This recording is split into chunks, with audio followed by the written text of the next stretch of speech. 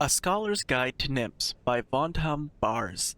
I grew up a scholar, an ascetic devoted to knowledge, with eyes that saw beauty in a fascinating passage in a dusty tome, love in the candle that allowed me to study on starless nights, passion in a well-reasoned argument of a long-dead issue.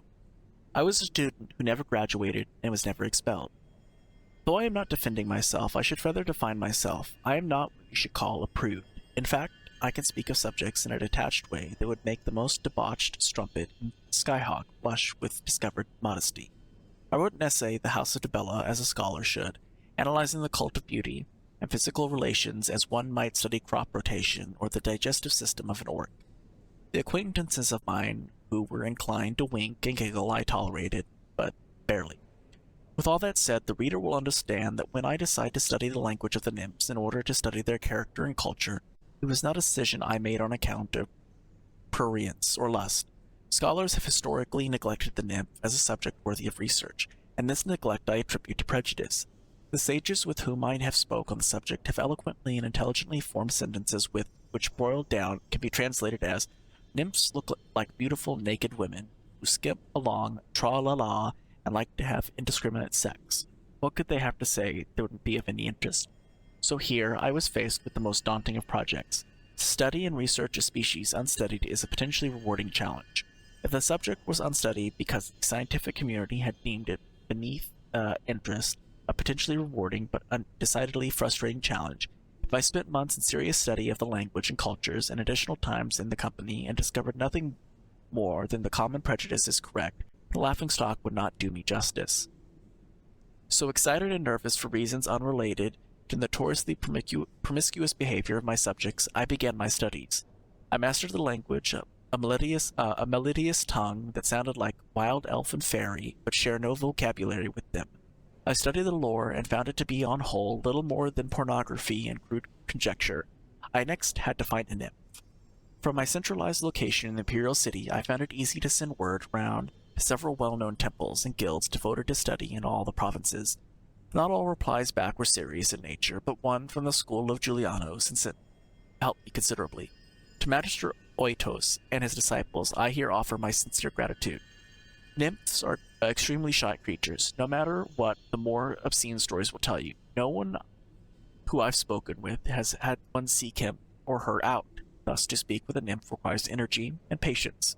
Out of courtesy for her privacy, I will not here give the location of the little grotto off the coast of Hammerfell where I found the nymph.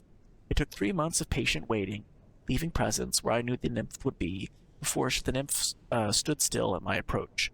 I remember I was carrying a bouquet of purple and white titias, and she looked at them and then at me and smiled. The effect of her smile was truly magical.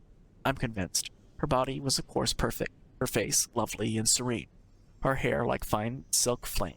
But until she smiled, she was beautiful in the abstract, a beautiful statue by a master.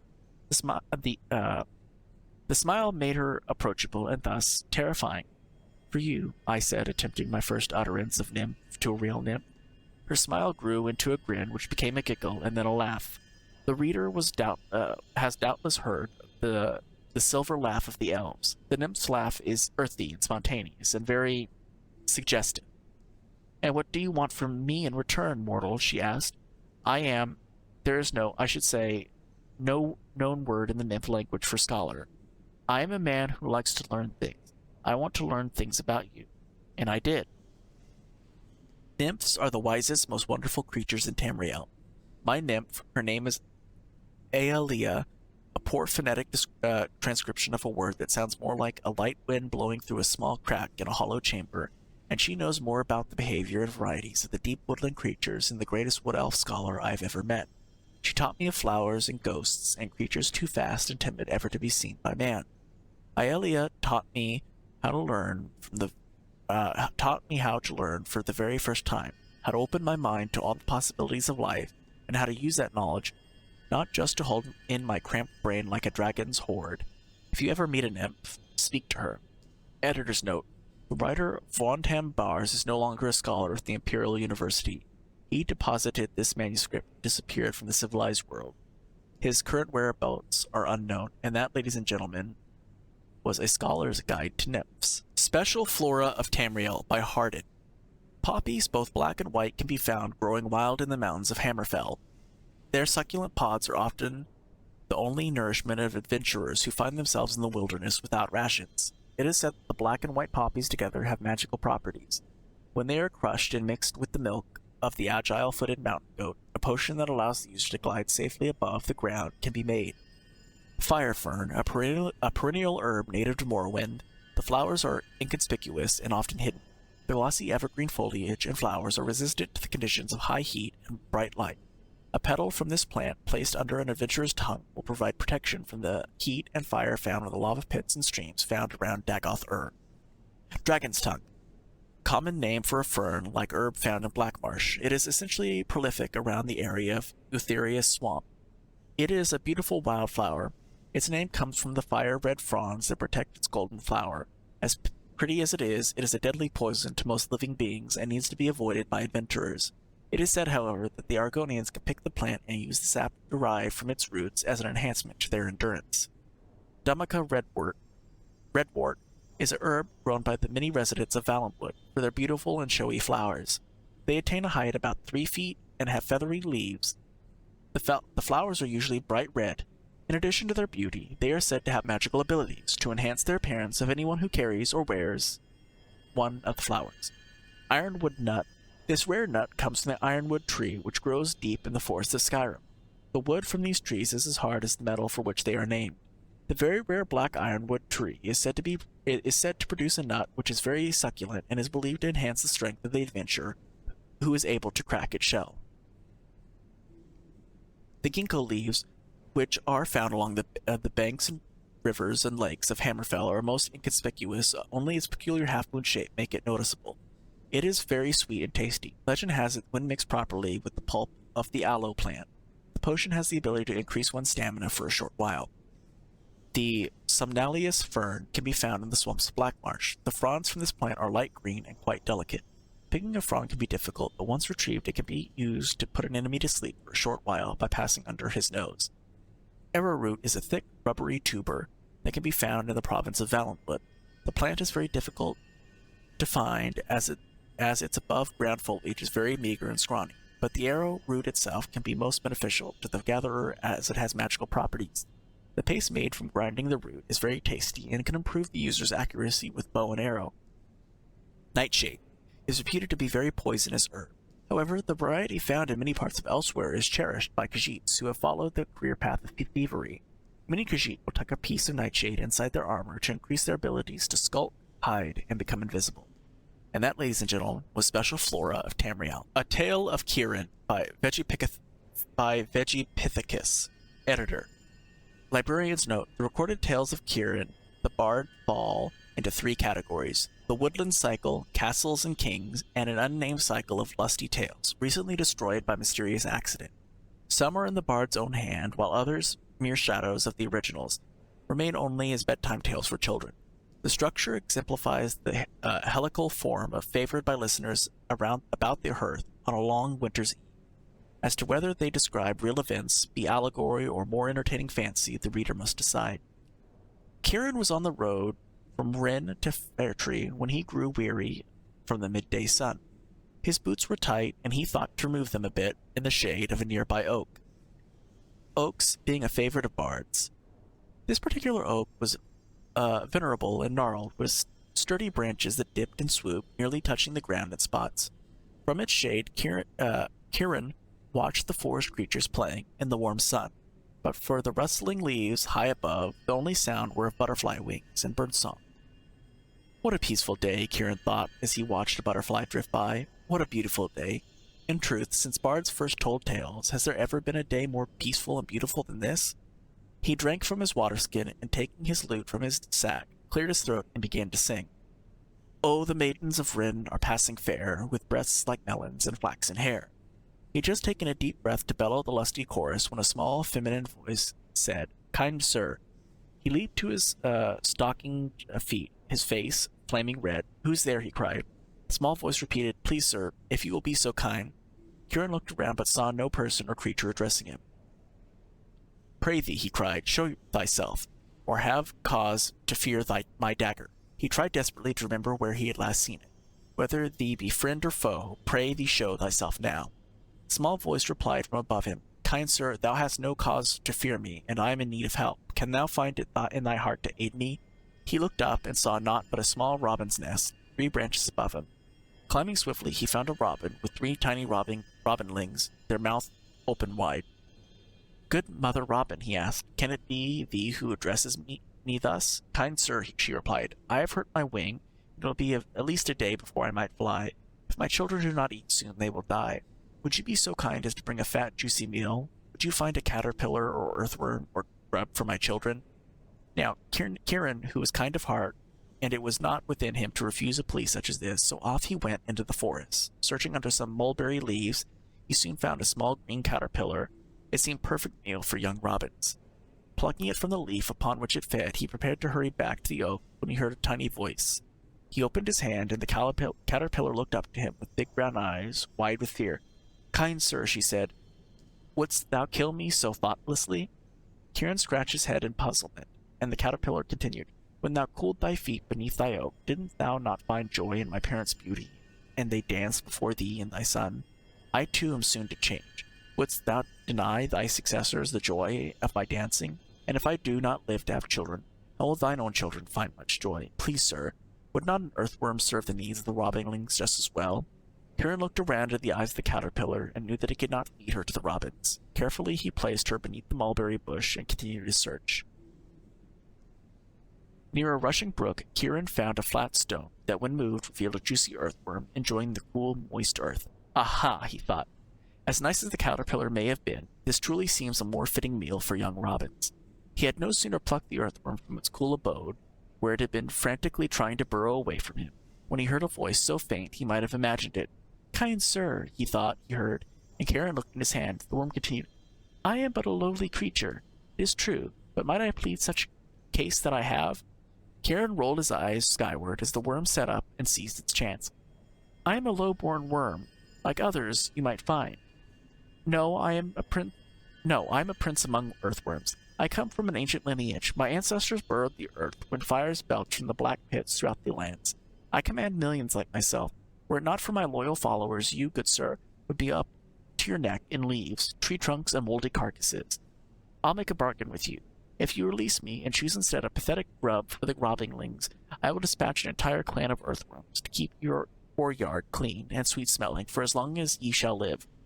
The earthworm looked hopeful at Kieran while calculating the distance to the ground. Good sir, what say ye? Kieran was beginning to lose his patience, but seeing the value of the earthworm's offer, decided that a grub would indeed make a tasty morsel for the young robins. He returned the earthworm to its moist haven and carefully replaced the flat stone above it. And true to his desires, a short while later, in a forest glade, beneath a wide slab of discarded bark, Kieran chanced upon what he sought, a fat white grub that would grow the robinlings into beautiful songsters. He plucked it from its hiding place and set forth. It was a beautiful day indeed. Nearby in stately Trowbridge, King Kaladin did live with his lovely daughter, Einleia. The princess was the apple of the old man's eye and the crown jewel of his small kingdom. He looked upon her with blind pride of a doting father, and she, for her part, did not but bask and flourish in his bounty. Trowbridge was quiet now, and the chief sounds being the clatter of cart wheels and the cries of street vendors. But it was not always so. 3 years earlier there had been trouble with Carthan in the west. It was not much, a border dispute, but the king persuaded a wizard named Losiard to come to Trowbridge in his employ. To aid him in the contest, Losiard was unknown by all in Trowbridge, and kept himself within the palace, coming and going as he pleased. When Trowbridge prevailed with almost no loss of life, there was a joyous celebration for days and weeks thereafter. Time passed, yet Losiard remained. The king, not wanting to seem ungrateful, said nothing, but became increasingly discomforted with the wizard's presence and wished for his departure. On Einleia's 20th birthday, King Kaladin called for the celebration and holiday through all his land. Unknown to his subject, he intended to proclaim his retirement and the transference of his crown to his beautiful daughter. Out of politeness and nothing more, he invited the wizard Losiard to aid him in devising a proper speech. Losiard was furious. He paced his chamber, his black brow knitted with intensity that would have soured any cow milk. Why, he cried aloud, Am I treated so unjustly by the old buffoon? Were it not for my skills, the border contest, mayhaps even the kingdom itself, might have been lost. I deserve more. I deserve the crown. To give it to that primping, simpering daughter of his, who thinks not of more than her own whim, is a slap more stinging that of a gauntlet. I will have justice. I will demonstrate amply for all to see wherein lies true power. Thereupon Losiard made his preparations. Princess Einleia's birthday came on a summer morning. Everyone within the city and from the farms within gathered to the palace for the festival. Banners waved from every rooftop. Fiddlers fiddled and dancers danced. Bakers baked wonderful sweets for the occasion. It was a day long to be remembered. At noon precisely, King Caladan and Princess Einleia emerged onto the main balcony to the cheers of the kingdom. Good citizens of Trowbridge, called the king, we are but a tiny kingdom, but we prosper, do we not? Loud hails mostly erupted from the crowd below.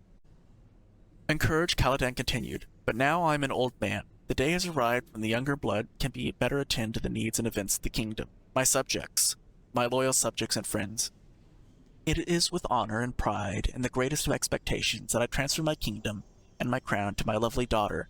To one and all I give you a long pause here. Einleia. As cheers filled the air, Caladan made a grand sweeping gesture with his arms, intending to make the presentation as spectacular as the pride that filled him.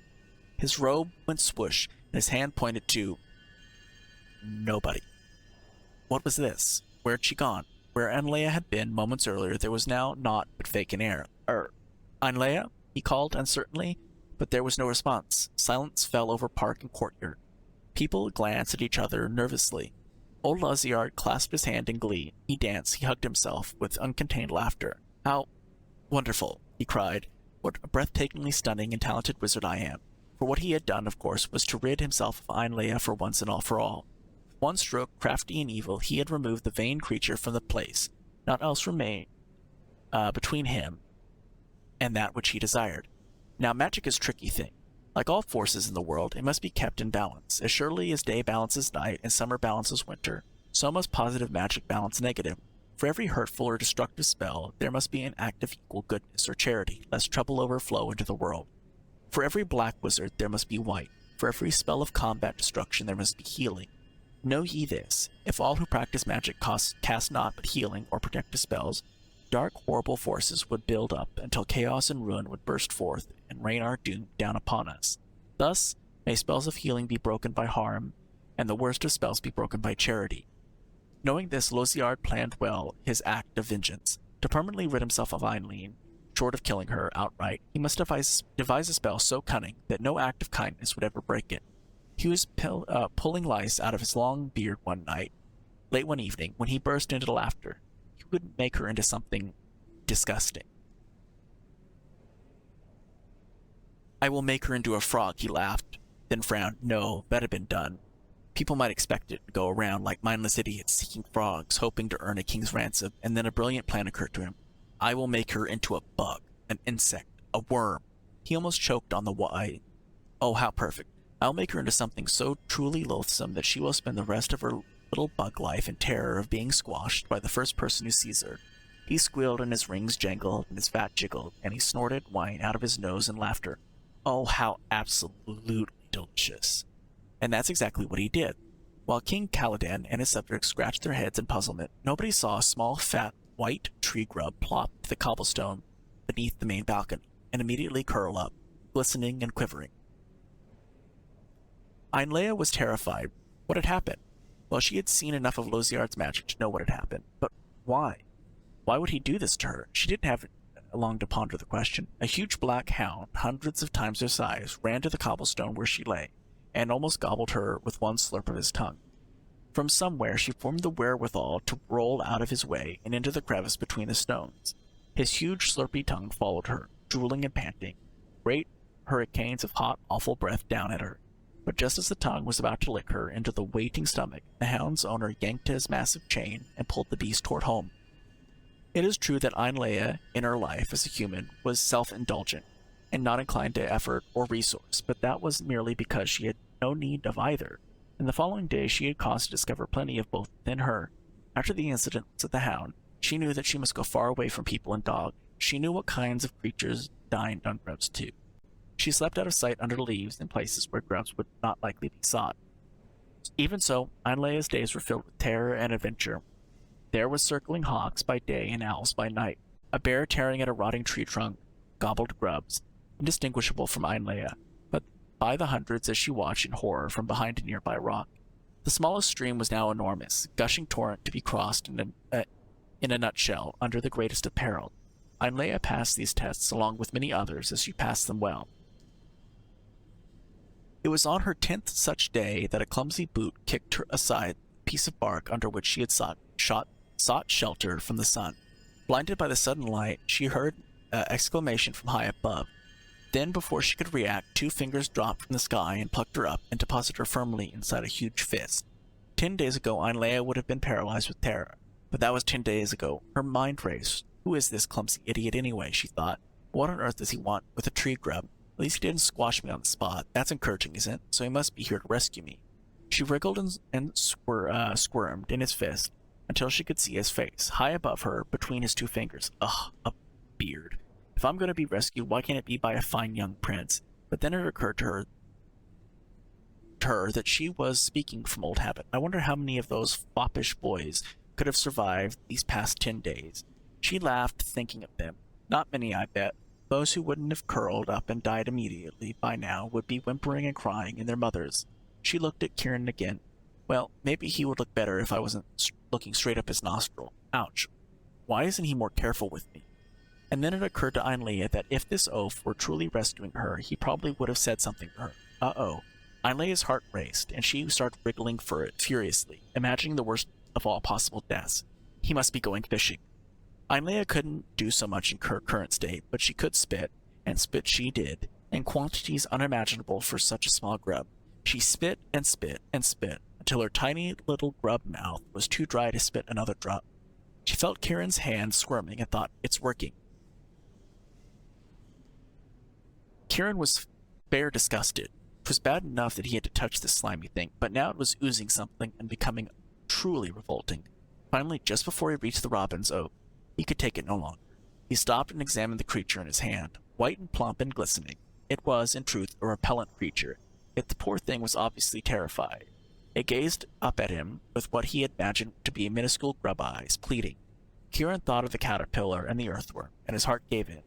Having a great resigned sigh, he found a nice clean root and placed the grub upon it, and thus was Losiard's spell broken. None could have been more astonished than Einleia when she unexpectedly grew to her former size, except perhaps for Kieran, who nearly died of fright. He was no more than catching his breath when Einleia regained her wits, raising her index finger, warning Kieran not to say even one word. Einleia snatched Kieran's coat to cover herself. Then, with fire in her eyes and as much dignity as she could muster, she was off to Trowbridge, leaving Kieran to state, open-mouthed, at her departing figure. Einleia knew she could not simply enter the city and confront Losiard. The moment he saw her, he would but cast another enchantment upon her. So, disguising herself as the shepherd, she found an abandoned house on the moors and began to make her plans. What happened next is a tale worth hearing, but it is a tale for another evening. And indeed is another tale to be told over many an evening and many a good pot of ale. And what of the baby robins? Having no alternative, Kieran climbed the tree and took from his pack his last piece of fatty mutton. Tearing it into small shreds, he gave it to the grateful mother robin, who fed it to her family. Upon returning to the ground, Kieran looked first toward Fairtree, his former destination, then grinning set off after the most surprising young lady for whom he had now many questions. Who knows, he called back to the robins, it may be fate, and besides, I need my coat. He was heard late that evening far down the road singing, Oh, the maidens of Trowbridge are passing fair, with breasts like melons and flaxen hair. And that, ladies and gentlemen, was a tale of Kieran. Vampires of the Illiac Bay, Chapter 1. There are over 100 distinct kinds of vampires in Tamriel. The Illiac Bay region has 9 variations with unique powers and abilities. I have this information not only because I have been researching this blight of the world for the last 10 years of my life, but because for the 7 years before that, I was one of the creatures. Vampirism is a disease, like brain rot or cholera, but far, far more insidious. For one can become a vampire through certain magical items or by the curse of a powerful wizard, but the most common cause is the bite or scratch of a vampire. There are no symptoms of vampirism except this. If the victim sleeps after the attack, but before he becomes a vampire, his sleep be plagued with nightmares. During his 2 to 4 day period, when the disease has been spread but the victim is still mortal, most any temple healer can remove the curse of vampirism. There will be no further warning. I do not remember dying. I had been a scout for an order of knights, which shall go nameless for this. A daughter of a local nobleman had been kidnapped by a mysterious character, and my captain had located this hideout. Deep in the dank underground chambers, I searched until I found the girl. Of what remained of her, a corpse the color of snow, drained of every drop of blood. I knew what the mystery man was right there, but he found me before I could find the exit out. He took a good-sized hunk out of my fighting arm before I managed to outrun him. I figured I was lucky to be alive. Some luck. My trip back to the knightly order was a 5-day journey. I decided to go get some rest early to get my arm in better shape in case I found any more trouble. I can't remember the dreams I had that night, only that I was doing something horrible and I couldn't stop myself. I woke up screaming. The next night, at an inn a little closer to my destination, my sleep was deep and dreamless. On the third night, I died. Of course, I didn't know that I died. I had gone to sleep in a nice warm feathered bed, and I woke on a cold wet stone mortuary slab. Dazed, I opened the door to the mausoleum I was in, which I think must have been locked. I was in a cemetery, not far from a town I knew, so I wandered in. It was late at night, so there were precious few souls in the street. I paused to read a public notice and noticed the date. The date was 2 weeks later than I thought it must have been. As I puzzled over that, I saw a girl, a wench, at my favorite tavern in that town, wandering towards me. I hailed her. She ignored me. I called her by name, and she turned to see me, smiling, but with an expression that told me she did not know who I was. I had visited her tavern on my way over to the mystery man's hideout, but she didn't know me. I told her my name. She angrily told me that it was a very poor joke, that I looked nothing like the brave knight who used to visit the town, and that if I didn't know he was dead. My emotions were a tangled skein. I could tell she was not joking, and that I looked nothing like myself. I was touched by her sorrow at my death, and horrified by the idea dawning on me of what I had become. Suddenly, an overriding instinct overcame all my thoughts. Hunger. Without even thinking about what I was doing, I reached out and tore her throat open. I drained her until she looked like the corpse in the mystery man's dungeon. The rest of my story is told in Vampires of the Illiac Bay, Chapter 2.